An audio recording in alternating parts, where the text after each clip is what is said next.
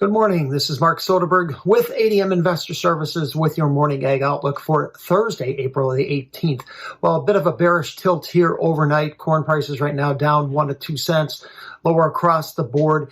In the soybean complex, beans are down 7 to 8 on or near session lows.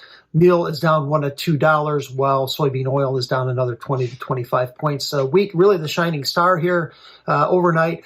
We're up 3 to 4 right now in Kansas City and in Chicago, while Minneapolis is up 6 to 7 cents.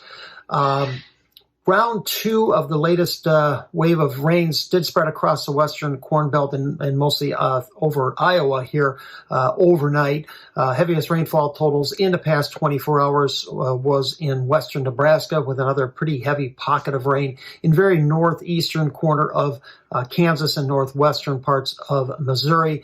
This rain event will not be reflected in today's updated U.S. drought monitor, but will help recharge soil moisture here coming into the planting and growing season. Very little rain did fall this week across southwestern areas of Kansas, and this last wave did not bring any additional rainfall across the northern plains. Export sales later here this morning. U.S. corn sales expected to remain pretty strong as we are competitively priced against South American supplies through June. Soybean sales likely to remain weak as U.S. prices are roughly $20 to $30 a ton higher than South American supplies. Chinese custom data overnight did show their bean imports in the month of March at 5.5 million metric tons. That was down 15% year over year, while total imports in the first quarter at 18.6 million metric tons were down nearly 11% versus year ago. Corn imports at 1.7 million metric tons. That was down 22% versus year ago, while first quarter for the first 3 months of the year was actually up 5% versus year ago.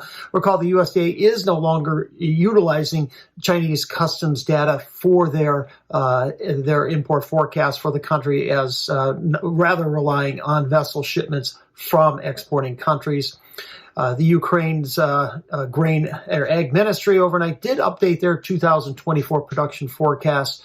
Total grain production expected to fall nearly 13% to 52.4 million metric tons. Wheat harvest at 19 million metric tons, down 13% from a year ago. Corn at just shy of 27 million metric tons. That would be down 12.5% from a year ago. Total oilseed production expected to drop just over 1%, with bean production at 5.2 million metric tons, while sunflower production at 12.4 million metric tons. Yesterday afternoon, the Rosario Grain Exchange did suggest Argentina's corn production would likely drop more due to some late season disease pressures. Recall last week they did cut their production estimate to 50.5 million metric tons, while the USDA ag attaché to Argentina overnight also cut their forecast to 51 million metric tons. That's well below the official USDA forecast of 55 million metric tons, so lower production there.